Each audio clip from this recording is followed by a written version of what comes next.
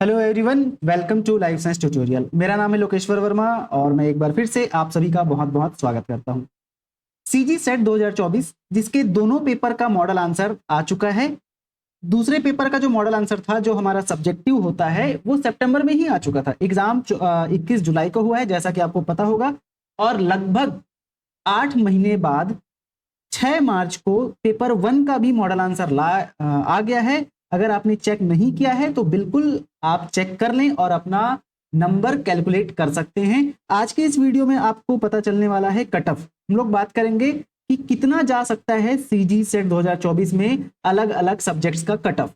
सभी सब्जेक्ट्स की बात करेंगे, है ना। उसके बाद फिर लाइफ साइंस को मेन फोकस करेंगे, क्योंकि हमारा चैनल मेनली तो वैसे लाइफ साइंस से डील करता है, लेकिन हम लोग सभी सब्जेक्ट्स के कट ऑफ के बारे में यहाँ पर बात करेंगे और रिजल्ट कब आएगा इस पर भी थोड़ी चर्चा हम लोग कर लेंगे, ठीक है। और मैं बता दूं, ये जो कट ऑफ है वो एक्सपेक्टेड होगा, प्रीवियस डाटा के अकॉर्डिंग होगा। ऐसे ही हवा में बात नहीं करेंगे हम लोग, है ना। और आप लोगों के बहुत सारे रिस्पॉन्स आए हैं कमेंट में और टेलीग्राम में, उस अनुसार कट ऑफ एस्टिमेट किया गया है। एक्सपेक्टेड कट ऑफ होगा और इस पर आप रिलाय कर सकते हैं। मैं बताऊंगा कि कितना से कितना रेंज जा सकता है आपका, ठीक है। चलो, और कोई भी इंफॉर्मेशन आपको चाहिए तो ये हमारा टेलीग्राम चैनल है लाइफ साइंस ट्यूटोरियल, जिसका लिंक डिस्क्रिप्शन में भी दिया हुआ है, और direct life science tutorial search करके भी इस टेलीग्राम चैनल को आप ज्वाइन कर सकते हैं। सारी अपडेट्स यहां पर आपको मिलते रहते हैं। और एक और बहुत ज्यादा इंपॉर्टेंट अपडेट आपको दे देता हूं कि अगर आप शिक्षक भर्ती की तैयारी कर रहे हैं और आपने एमएससी कर रखा है, तो बेसिकली आप पीजीटी की तैयारी करेंगे, व्याख्याता बायोलॉजी की तैयारी करेंगे, है ना। तो आप व्याख्याता बायोलॉजी की तैयारी कर रहे हैं और आपको समझ नहीं आ रहा है कि सर मैं कहां से पढ़ूं, तो हमारे पेड कोर्स को ज्वाइन कर सकते हैं। आपको पता ही होगा, पीजीटी बायोलॉजी के लिए हमारा पेड कोर्स चलता है, जिसमें सुदेश सर और मैं दोनों पढ़ाते हैं, है ना। और उस पेड कोर्स में अभी बम्पर ऑफर चल रहा है होली तक के लिए। होली के लिए महाधमाका ऑफर चल रहा है। हमारे पेड कोर्स का जो प्राइस है वो लगभग 4999 एक्चुअल प्राइस ये है, लेकिन अभी ऑफर में ये आपको 40% छूट के साथ मिल रहा है, जिसका प्राइस आपको डिस्काउंट प्राइस के साथ कितना हो जाएगा, 2999, है ना।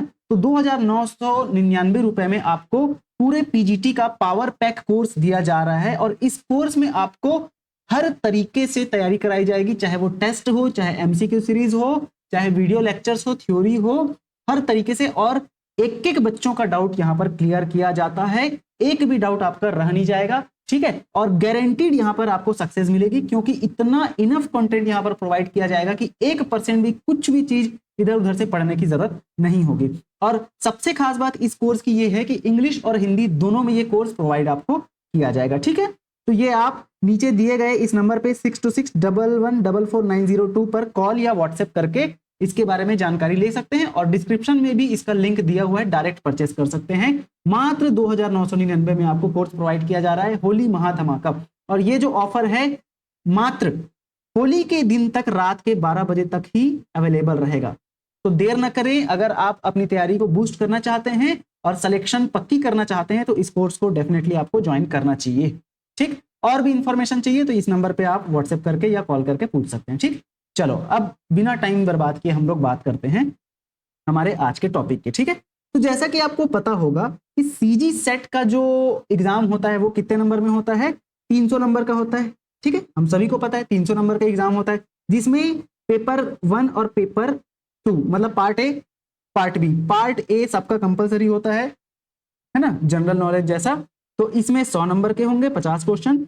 और पार्ट बी जो होता है आपका सब्जेक्टिव होता है, 200 नंबर का होता है, ठीक है।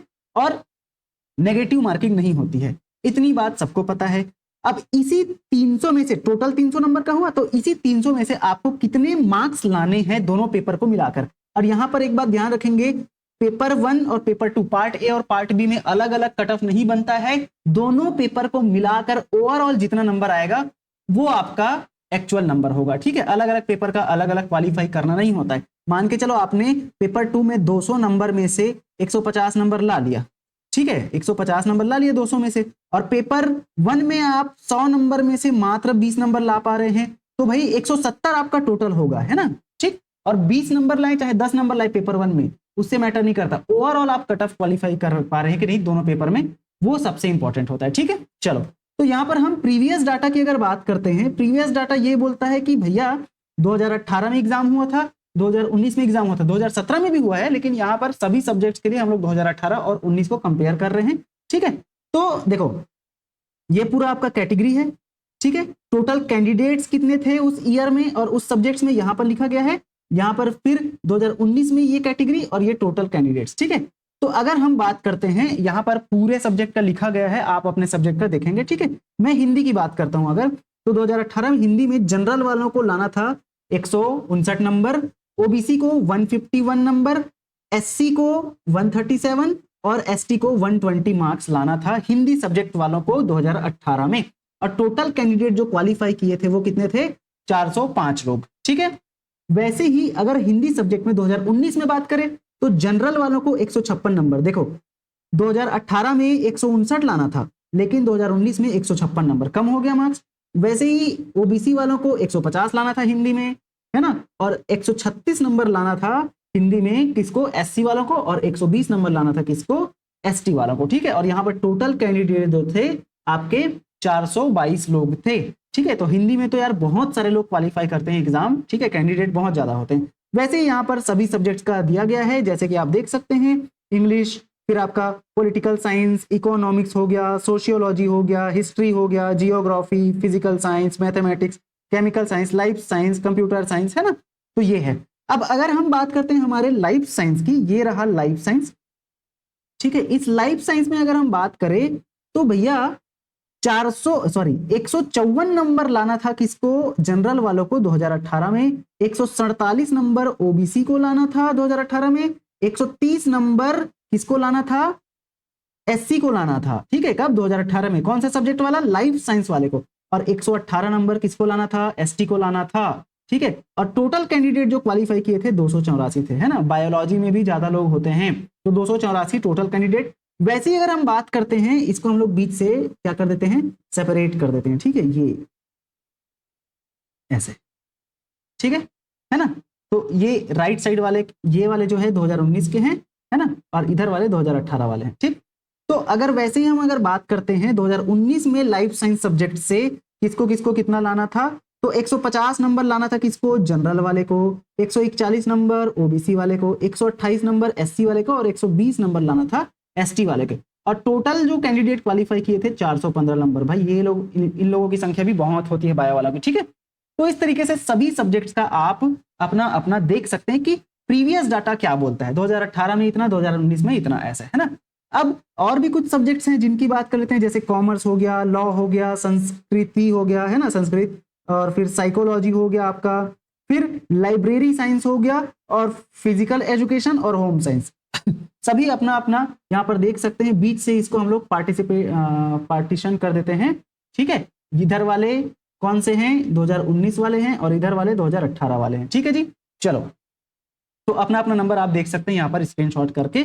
ठीक है, और इसी रेंज में अब हमको करना क्या है, क्योंकि 2019 में एग्जाम हुआ था और उसके बाद अभी तक 2024 में एग्जाम हुआ, अगला एग्जाम, तो लगभग 4-5 साल बाद एग्जाम हुआ है।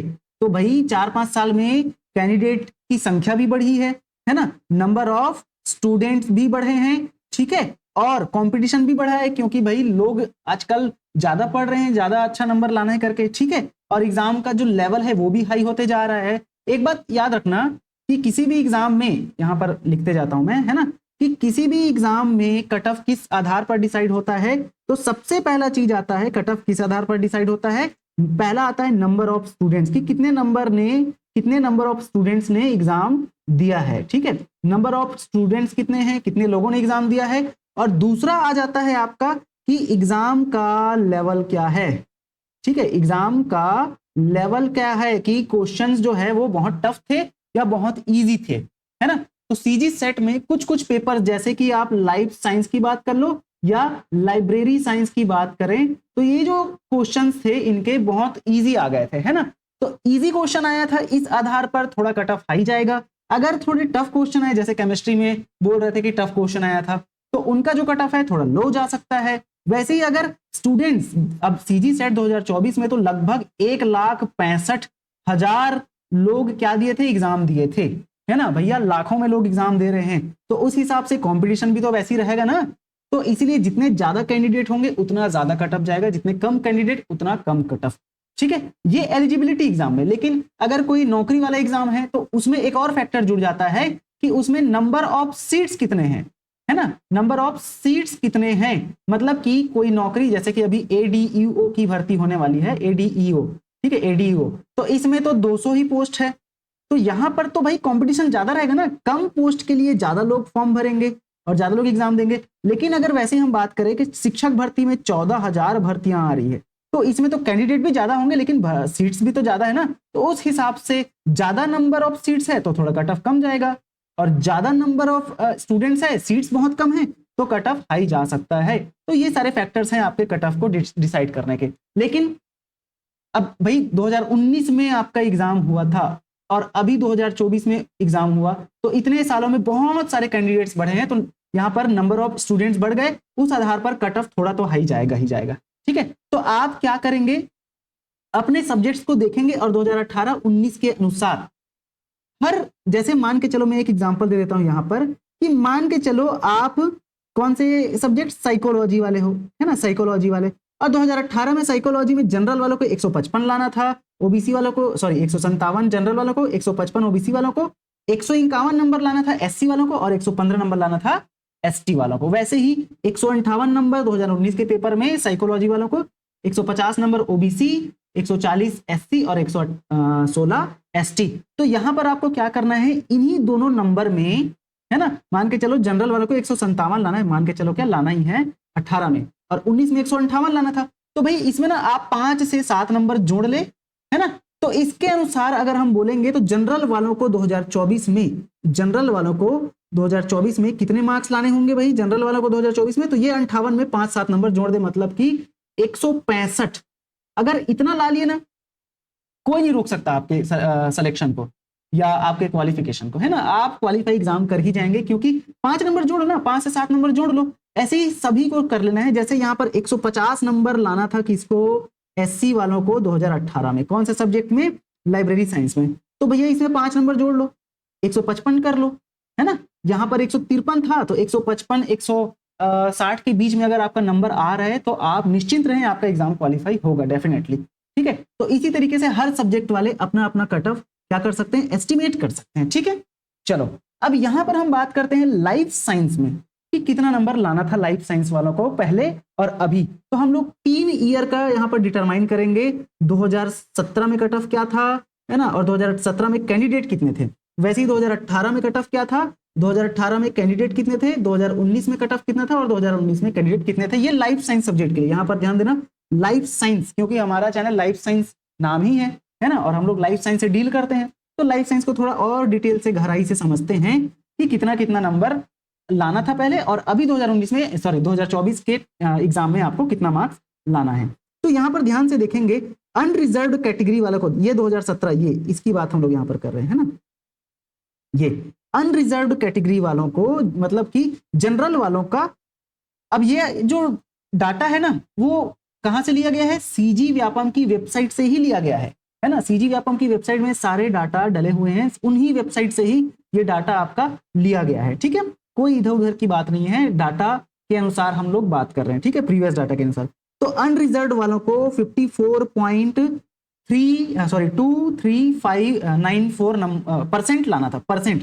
अब परसेंट कैसे कैलकुलेट करते हैं सर, तो यहां पर आपको परसेंट कैलकुलेट करने का मैं नियम बताना चाहूंगा, परसेंट कैसे कैलकुलेट करते हैं। ठीक है, सबको पता होता है वैसे, लेकिन मैं एक बार और बता देता हूं कि भैया परसेंट, जैसे 54% बोले, 54%, तो इसका मतलब क्या है कि 54 को किससे मल्टीप्लाई करेंगे हम, 300 से, तो 300 multiplied by 54 divided by 100। Percent का मतलब तो 100 ही होता है ना, है ना, परसेंट का मतलब क्या होता है, 100 होता है। तो 54% को 300 से डिवाइड करेंगे तो ये कट जाएगा आपका, और 54 इंटू 3 करेंगे तो जितना भी मार्क्स आएगा वो आपका क्या हो जाएगा, आपका नंबर हो जाएगा। उतने नंबर आपको 300 में लाना है। 300 से मल्टीप्लाई क्यों, क्योंकि ये टोटल मार्क्स है, टोटल मार्क्स 300 था, उसमें से 54% कितना निकलता है, तो 300 का 54% कितना हो जाएगा भाई आपका, है ना, यहाँ पर ये 2 और फिर ये 100, 3 चौक 12 का 2 और हासिला 1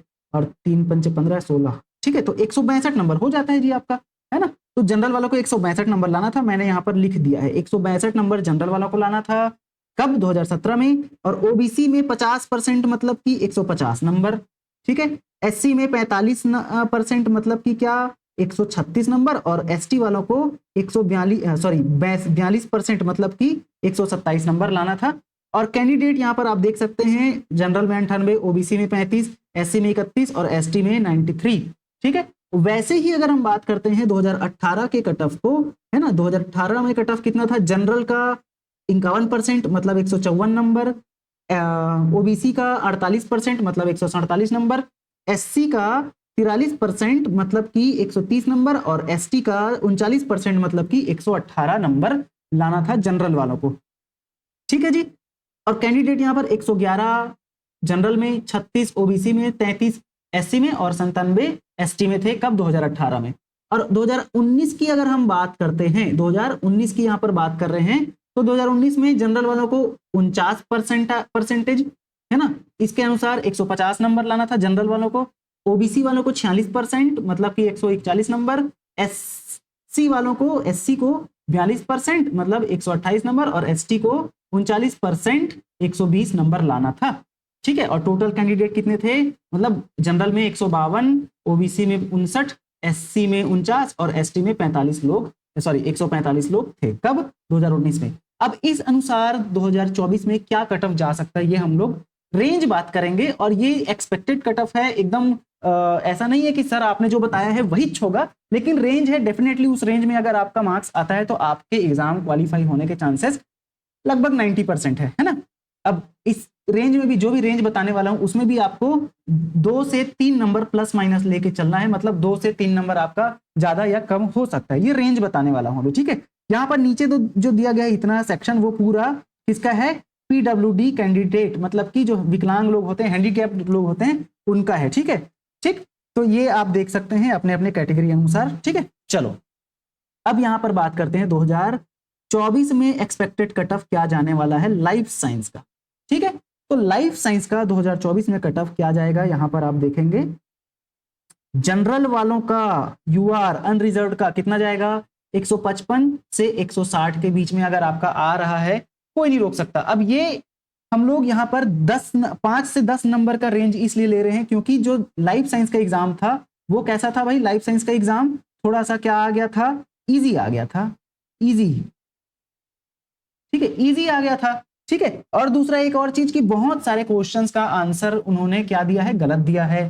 तो दावा आपत्ति तो करेंगे ही, है ना। कुछ क्वेश्चंस गलत भी थे जो एलिमिनेट भी हो सकते हैं, मतलब कि विलोपित भी हो सकते हैं। तो इन सभी के अनुसार लगभग हम 5 से 10 नंबर का क्या ले रहे हैं? एक्स्ट्रा रेंज ले रहे हैं। जैसे कि यहां पर आप देख सकते हैं जनरल में 162 नंबर ये लाया 2017 में, जनरल का 154 नंबर 2018 में लाना था और 150 नंबर 2019 में लाना था। उसी अनुसार 155 से अगर 165 के बीच में आपका आ रहा है या इससे ज्यादा आ रहा है +2, ठीक है, और इधर -2 कर सकते हैं, है ना। मतलब कि 53 से 67 नंबर के बीच में, 153 से 167 के बीच में आपका मार्क्स आ रहा है, कोई नहीं रोक सकता आपके एग्जाम को क्वालिफाई होने से।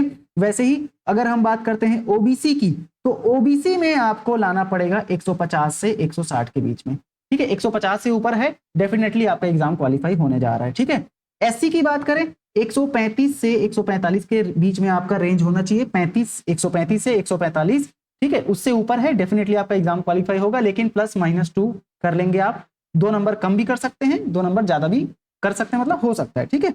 एसटी वालों को 125 से 135 के बीच में लाना पड़ेगा, ठीक है। इतना लाएंगे तो डेफिनेटली आपका एग्जाम क्वालिफाई होने जा रहा है, ठीक है। और पीडब्ल्यूडी मतलब कि विकलांग वालों के लिए, चाहे वो किसी भी कैटेगरी का हो, 120 से 130 के बीच में आपका नंबर आ रहा है, कोई नहीं रोक सकता आपके एग्जाम को क्वालिफाई होने से। 130 से ऊपर आया तो डेफिनेटली, अगर मैं एकदम कंफर्म की बात करूं तो भैया यहां पर कंफर्म मैं बता देता हूं, जनरल में 165 से ऊपर गारंटीड सिलेक्शन क्वालिफाई, 160 से ऊपर ओबीसी में गारंटीड क्वालिफाई होगा, 145 से ऊपर एससी में गारंटीड क्वालिफाई होगा और 135 से ऊपर एसटी में गारंटीड क्वालिफाई होगा और 130 से ऊपर जनरल में गारंटी है कि आपका एग्जाम क्वालिफाई हो जाएगा, ठीक है।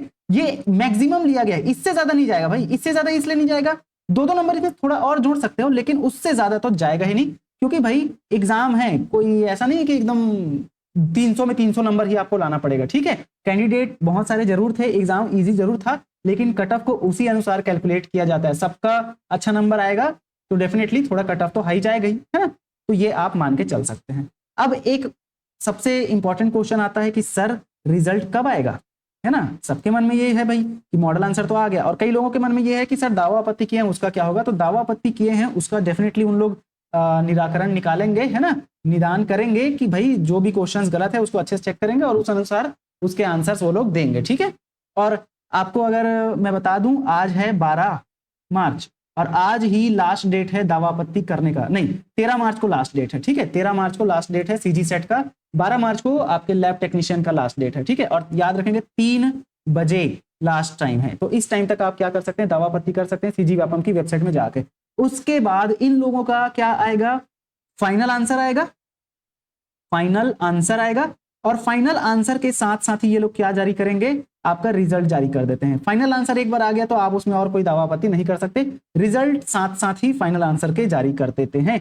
और इसका जो एक्सपेक्टेशन डेट है, एक्सपेक्ट ये लगाया जा रहा है जिस अनुसार अभी सीजी व्यापम अपने फॉर्म पे आया है और काम करने लगा है, इस अनुसार आप अनुमान लगा सकते हैं कि मार्च के लास्ट वीक में, ठीक है, मार्च के लास्ट वीक में आपका क्या आ सकता है, लास्ट वीक में आपका आ सकता है क्या, लास्ट वीक में आपका आ सकता है रिजल्ट, ठीक है।